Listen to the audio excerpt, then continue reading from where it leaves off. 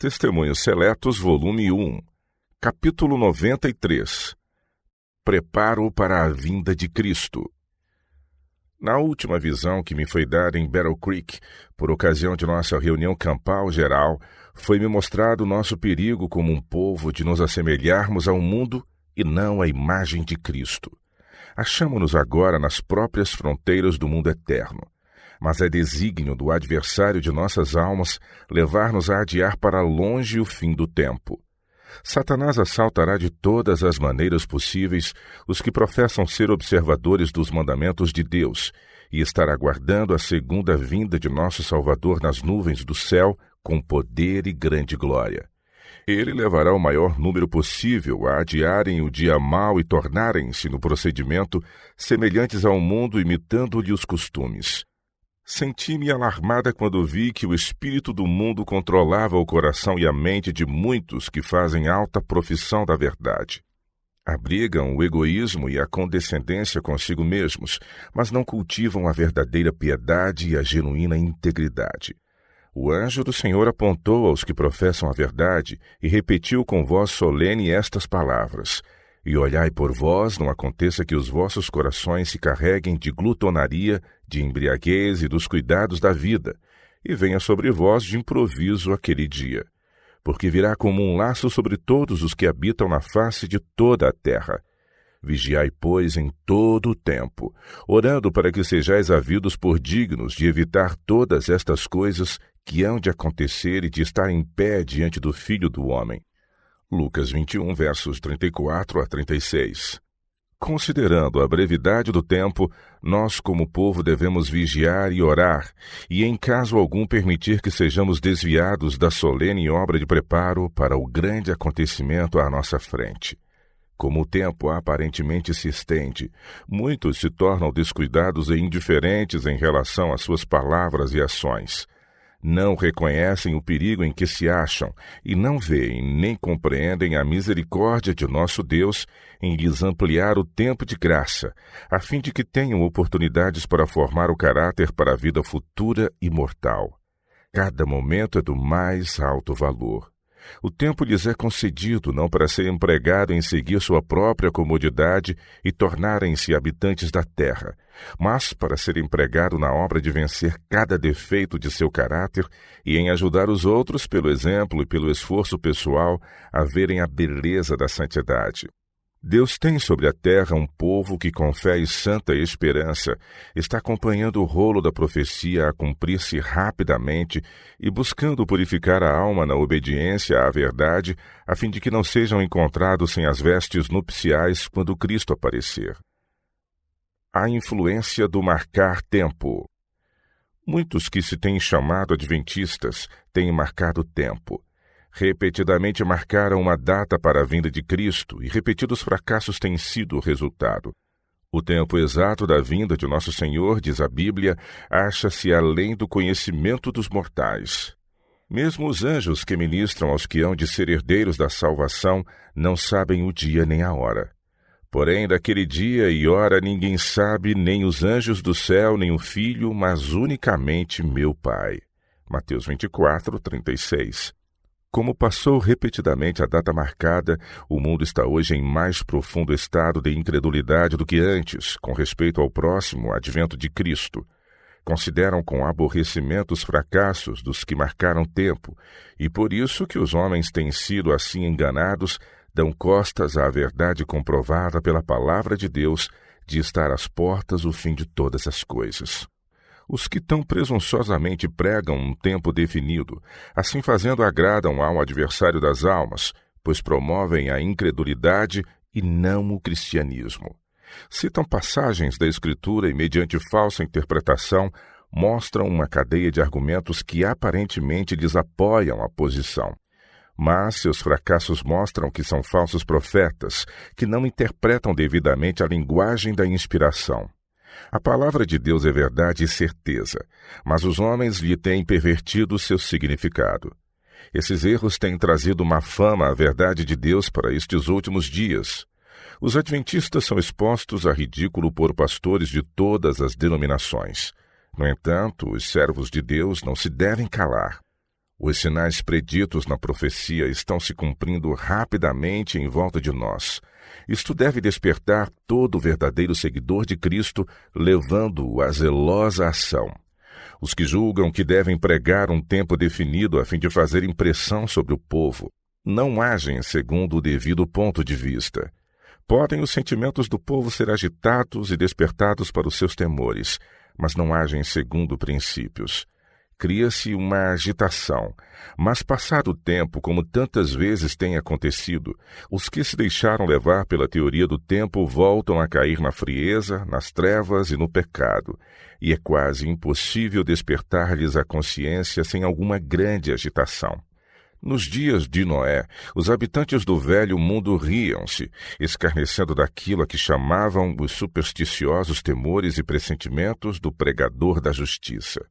Foi ele denunciado como visionário, fanático, alarmista. Como aconteceu nos dias de Noé, assim será também nos dias do Filho do Homem. Lucas 17, 26. Os homens rejeitarão a solene mensagem de advertência para os nossos dias, como fizeram no tempo de Noé. Referir-se-ão aos falsos mestres que predisseram um acontecimento e estabeleceram um tempo definido, e dirão que não têm mais fé em nossa advertência do que na daqueles. Esta é a atitude do mundo hoje.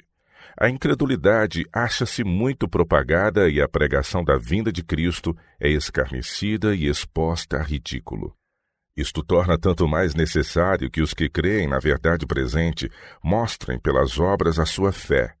Devem ser santificados pela verdade que professam crer, pois são um cheiro de vida para a vida ou de morte para a morte.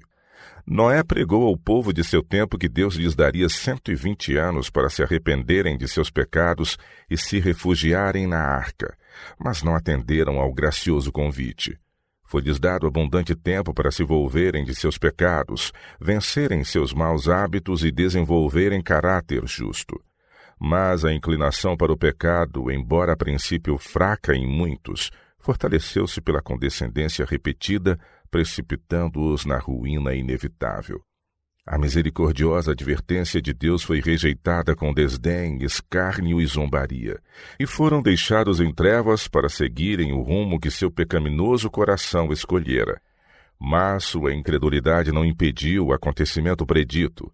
Ele veio e grande foi a ira de Deus revelada na ruína geral. Essas palavras de Cristo deveriam calar no coração de todos os que creem na verdade presente. E olhai por vós, não aconteça que o vosso coração se carregue de glutonaria, embriaguez e dos cuidados desta vida, e venha sobre vós de improviso aquele dia. Lucas 21, 34. Nosso perigo é-nos apresentado pelo próprio Cristo. Ele sabia dos perigos que haveríamos de deparar nestes últimos dias e queria que nos preparássemos para eles. Como foi nos dias de Noé, assim será também a vinda do Filho do Homem. Mateus 24, 38 e 39. Comiam e bebiam, plantavam e construíam, casavam-se e davam-se em casamento. E não o conheceram até que veio o dilúvio e levou-os a todos. O dia do Senhor encontrará os homens da mesma forma, absorvidos nos negócios e prazeres do mundo, em banquetes e glutonaria, condescendendo com o apetite pervertido no degradante uso de bebidas alcoólicas e no narcótico fumo. Esta já é a condição do nosso mundo, e essa condescendência encontra-se mesmo entre o professo povo de Deus, alguns dos quais seguem os costumes do mundo e participam de seus pecados. Advogados, artífices, lavradores, comerciantes e mesmo pastores do púlpito clamam: paz e segurança, quando a destruição está na iminência de desabar sobre eles. Crença e diligência. A crença na próxima vinda do Filho do Homem nas nuvens do céu não levará o verdadeiro cristão a tornar-se negligente e descuidado nas atividades comuns da vida. Os expectantes que aguardam o breve aparecimento de Cristo não ficarão ociosos, mas serão diligentes nas atividades. Seu trabalho não o farão descuidada e desonestamente, mas com fidelidade, prontidão e perfeição. Os que se lisonjeiam com o pensamento de que a descuidada desatenção às coisas desta vida seja evidência de sua espiritualidade e sua separação do mundo, acham-se sob grande engano. Sua veracidade, fidelidade e integridade são provadas nas coisas temporais. Se forem fiéis no mínimo, sê-lo-ão no muito. Foi-me mostrado que aqui é onde muitos deixarão de suportar a prova. Desenvolvem seu caráter na administração das coisas temporais, manifestam infidelidade, projetos dolosos e desonestidade no trato com os semelhantes. Não consideram que o alcançar a imortal vida futura depende de como procedem nos negócios desta vida e que para a formação de um caráter justo é indispensável a mais estrita integridade. Por toda a parte em nossas fileiras é praticada a desonestidade, e essa é a causa da mornidão por parte de muitos que professam crer na verdade. Não se acham ligados a Cristo e iludem sua própria alma. Entristece-me o coração fazer a declaração de que existe uma alarmante falta de honestidade mesmo entre os observadores do sábado. Conhecidos por seus frutos. Foi-me chamar a atenção para o Sermão da Montanha. Aí temos a ordem do grande mestre. Tudo o que vós quereis que os homens vos façam, fazei-o também vós, porque esta é a lei e os profetas. Mateus 7, verso 12. Essa ordem de Cristo é da mais alta importância e deve ser obedecida estritamente. É como maçãs de ouro em salvas de prata. Quantos praticam na vida o princípio aí ordenado por Cristo e tratam os outros exatamente como desejariam ser tratados sob circunstâncias semelhantes? Homem honesto à maneira de Cristo julgar é o que manifesta inflexível integridade. Pesos enganosos e balanças falsas, com os quais muitos buscam aumentar seus ganhos no mundo, são abominação à vista de Deus. Não obstante, muitos dos que professam guardar os mandamentos de Deus fazem uso de balanças e pesos falsos. Quando um homem se acha realmente ligado a Deus e observando sua lei em verdade, sua vida revelará este fato, pois todas as suas ações se encontrarão em harmonia com os ensinos de Cristo. Não venderá sua honra por lucro. Seus princípios são edificados sobre o firme fundamento, e sua conduta em assuntos temporais é um transcrito de seus princípios. A firme integridade brilha como o ouro entre o cascalho do mundo. Engano, falsidade e infidelidade podem ser dissimulados e ocultos dos olhos humanos, mas não dos olhos de Deus. Os anjos de Deus que observam o desenvolvimento do caráter e pesam o valor moral, registram nos livros do céu essas pequeninas transações reveladoras do caráter. Se um trabalhador for infiel nas ocupações diárias da vida e negligenciar sua obra, o mundo não julgará incorretamente se avaliar a norma religiosa desse trabalhador segundo a que mantém nos negócios.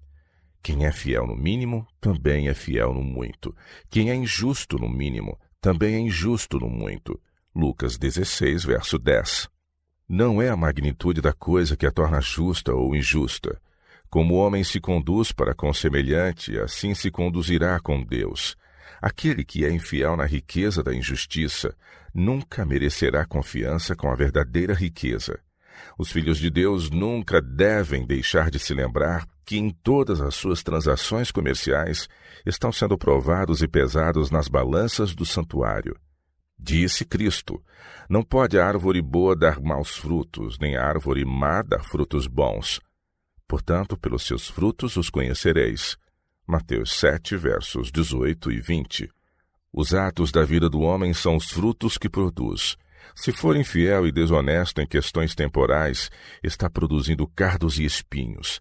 Será infiel na vida religiosa e roubará a Deus em dízimos e ofertas.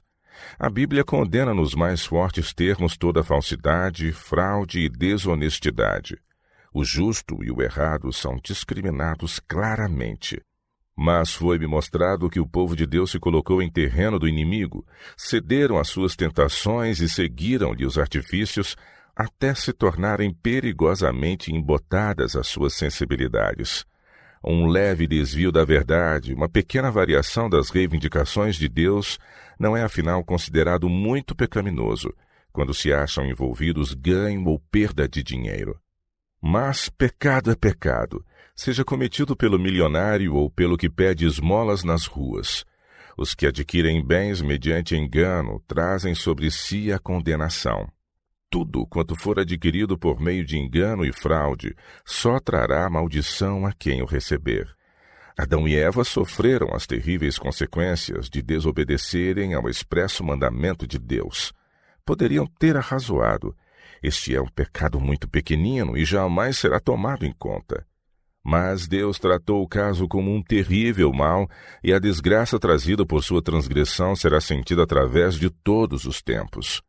Nos dias em que vivemos, pecados de muito maior importância são muitas vezes cometidos pelos que professam ser filhos de Deus. Nas transações comerciais, são pelo professo povo de Deus pronunciadas e praticadas falsidades que trazem sobre eles a desaprovação de Deus e opróbrio sobre sua causa. O menor desvio da veracidade e retidão constitui transgressão da lei de Deus. A contínua condescendência com o pecado acostuma a pessoa ao hábito de proceder mal, mas não diminui o grave caráter do pecado. Deus estabeleceu princípios imutáveis que ele não pode mudar sem uma revisão de toda a sua natureza. Se a palavra de Deus fosse estudada fielmente por todos os que professam crer na verdade, não seriam pigmeus nas coisas espirituais. Os que desrespeitam nesta vida as reivindicações de Deus não lhe respeitariam a autoridade se estivessem no céu. A Bíblia, guia infalível. Todas as espécies de imoralidade são claramente delineadas na palavra de Deus e seus resultados nos são apresentados. A condescendência com as paixões baixas é-nos apresentada em seu caráter mais revoltante. Ninguém, por obscuro que seja o seu entendimento, precisa errar. Mas foi-me mostrado que este pecado é acariciado por muitos que professam andar em todos os mandamentos de Deus. Deus, por sua palavra, julgará todos os homens. Disse Cristo: examinai as Escrituras, porque vós cuidais ter nelas a vida eterna, e são elas que de mim testificam. João capítulo 5, verso 39. A Bíblia é guia infalível. Requer perfeita pureza na palavra, no pensamento e na ação. Unicamente os de caráter virtuoso e imaculado terão permissão para entrar na presença de um Deus puro e santo. A palavra de Deus estudada e obedecida guiaria os filhos dos homens como os israelitas foram guiados por uma coluna de fogo à noite e uma coluna de nuvem de dia. A Bíblia é a vontade de Deus expressa ao homem. É o único perfeito padrão de caráter e assinala o dever do homem em todas as circunstâncias da vida. Muitas são as responsabilidades que sobre nós repousam nesta vida, e sua negligência não só causará sofrimento a nós mesmos, mas outros também sofrerão perda e consequência. Homens e mulheres que professam reverenciar a Bíblia e seguir-lhe os ensinos, deixam em muitos aspectos de praticar o que ela requer. Na educação dos filhos, seguem sua própria natureza perversa, em vez da revelada vontade de Deus. Esta negligência do dever implica na perda de milhares de vidas. A Bíblia expõe regras para a correta disciplina dos filhos. Fossem esses preceitos de Deus acatados pelos pais, e veríamos hoje diferente classe de jovens apresentar-se na arena de ação. Mas pais que professam ser leitores e seguidores da Bíblia procedem diretamente em contrário aos seus ensinamentos.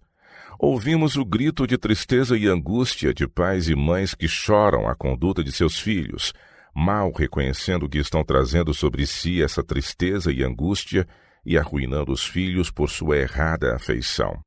Não reconhecem as responsabilidades que Deus lhes deu de educarem os filhos de modo a adquirirem hábitos corretos desde a infância. Pais, sois em grande parte responsáveis pela alma de vossos filhos. Muitos negligenciam seu dever nos primeiros anos da vida de seus filhos, julgando que quando estes tiverem mais idade, terão então muito cuidado em reprimir neles o mal e educá-los no bem. Mas o tempo oportuno para isso é quando os filhos são nenéns em seus braços. Não é direito que os pais amimem os filhos e lhes façam as vontades. Tampouco é direito que os maltratem. O procedimento firme, decidido, reto, produzirá os melhores resultados.